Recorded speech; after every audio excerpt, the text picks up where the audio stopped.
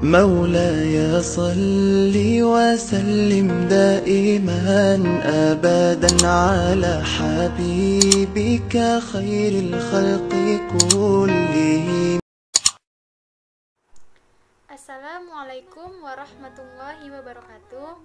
Baiklah, perkenalkan saya Dini Rawati, NIM 2119240 dari kelas PAI 3F. Baiklah, di sini saya akan menjawab pertanyaan ujian akhir semester yang diajukan untuk memenuhi salah satu tugas dari mata kuliah manajemen pendidikan, yang mana dosen pengampunya yakni Ibu Dr. Sito Rahmana MA. Baiklah, langsung saja kepada pertanyaan yang pertama. Pendidikan di Indonesia terkesan lebih mengedepankan teoritis daripada aplikatif. Dampaknya, peserta didik lebih banyak menghafal materi saja. Menurut saudara, bagaimanakah sistem manajemen pendidikan yang seharusnya diberikan kepada peserta didik, sehingga mereka tidak hanya mampu memahami materi secara komprehensif, tetapi juga mengaplikasikannya dalam kehidupan nyata? Menurut saya, sebaiknya dalam sistem manajemen pendidikan, yaitu dalam manajemen media pembelajaran, harus disesuaikan dengan tujuan yang hendak kita capai. Jikalau kita menginginkan siswa yang dapat memahami teori maupun dapat mengaplikasikannya di kehidupan nyata, maka dalam perencanaan pembelajaran peserta didik, pembagian materinya harus imbang, baik itu praktek maupun teori. Yang selanjutnya yaitu pendidik juga harus berperan aktif dalam menyeimbangkan antara pendidik yang menjelaskan dan peserta didik yang berperan aktif dalam pembelajaran, sehingga peserta didik tidak hanya menerima tetapi juga ikut berperan aktif dalam tindakan yang bisa diterapkannya dalam kehidupan nyata. Yang selanjutnya yaitu peran orang tua, yang mana yang tidak harus selalu memaksakan kehendaknya terhadap seorang anak. Orang tua tidak mengharuskan anak mempunyai nilai yang bagus, tetapi lebih mengutamakan kepribadian dan skill yang dimiliki oleh anak tersebut. Contoh yang dapat kita ambil yaitu mata pelajaran pendidikan agama Islam di sekolah, yang mana kita harus membaginya menjadi ada teori baru praktek. Contohnya, kita jelaskan terlebih dahulu teorinya, kemudian dapat dipraktekkan oleh anak dalam hal beribadahnya sehari-hari. Yang pertanyaan yang kedua yaitu, kualitas pendidikan di Indonesia masih belum merata. Menurut saudara, kenapa hal itu masih bisa terjadi? Gambarkanlah dengan konsep berpikir yang sistematis, sebuah rancangan yang baik, dengan paradigma yang wajib dimiliki bangsa dalam kemajuan pendidikan di Indonesia. Menurut saya, pendidikan yang tidak merata disebabkan oleh banyak hal. Salah satunya yaitu tidak seimbangnya antara bantuan yang diberikan atau tidak tepatnya sasaran bantuan dari pusat ke setiap sekolahan yang dituju, baik itu sekolah di kota maupun sekolah di desa.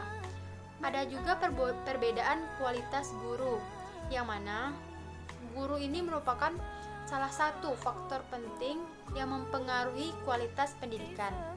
Karena kebanyakan guru yang berkualitas, mereka akan lebih memilih mengajar di pusat kota, dan sangat jarang guru yang mau mengajar di pelosok desa.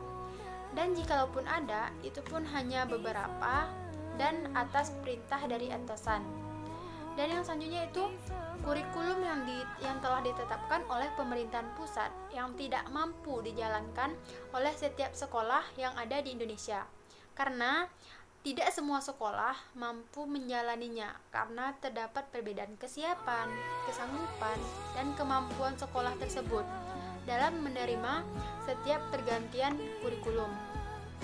Dan yang harus kita lakukan yaitu menyesuaikan antara kemampuan antara sekolah yang ada di desa maupun sekolah yang ada di kota. Setelah sekiranya mampu dan berjalan dengan baik, barulah kita samakan antara tindakan yang harus dilakukan antara sekolah di desa maupun di kota. Yang pertanyaan yang ketiga yaitu, gambarkanlah dengan konsep berpikir yang progresif dan inovatif tentang hubungan lembaga pendidikan dengan masyarakat, sehingga pendidikan Indonesia berperan penting dalam menghasilkan SDM yang berkualitas terhadap pembangunan dan kemajuan bangsa ini.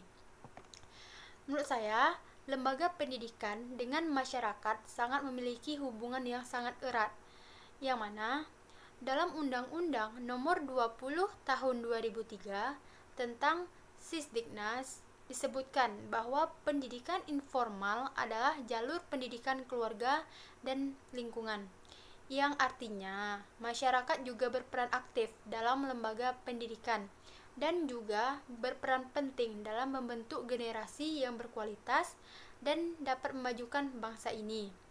Antara masyarakat dan lembaga pendidikan harus saling bekerja sama dalam membentuk karakter seorang anak yang baik dan berkualitas, yang mana dapat menuntun mereka yang sesuai dengan pembukaan Undang-Undang Dasar 1945, yaitu mencerdaskan kehidupan bangsa, yang artinya tidak hanya lembaga yang berperan aktif, tapi masyarakat juga harus berperan aktif, karena pendidikan itu dari masyarakat dan kembali untuk kemajuan bangsa sendiri.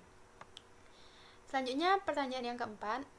Selama ini kita lihat, pengaruh kepemimpinan dapat memperkuat proses manajemen pendidikan.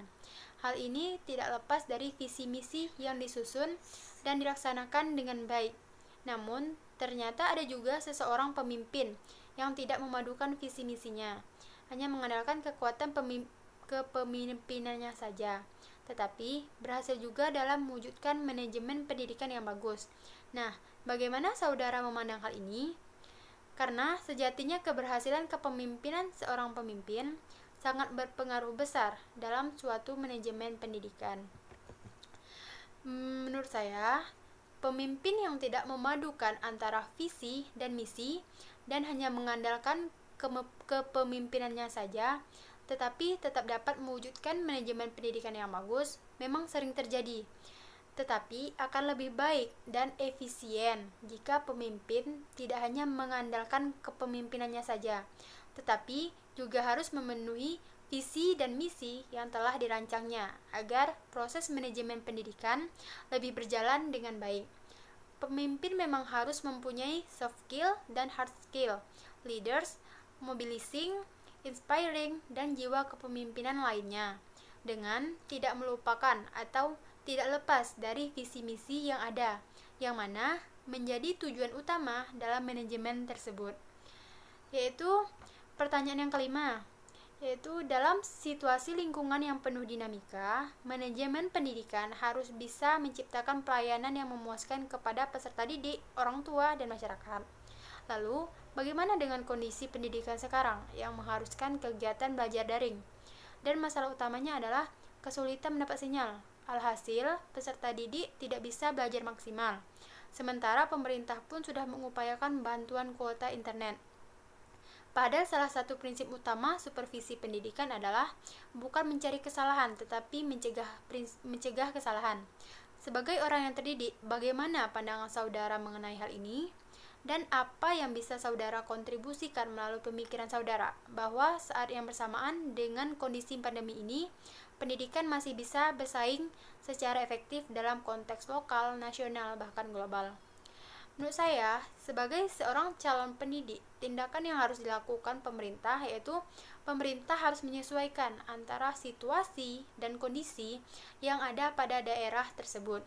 Jika seandainya tidak memungkinkan untuk belajar secara daring, maka akan lebih baik jika pemerintah menggantikan kuota pendidikan yang akan diberikan menjadi bantuan guru profesional yang didatangkan ke daerah terpencil tersebut, agar pembelajaran antara peserta didik yang mampu teknologi dan tidak ada kendala dan peserta didik yang kurang mampu teknologi dan ada kendala dapat seimbang.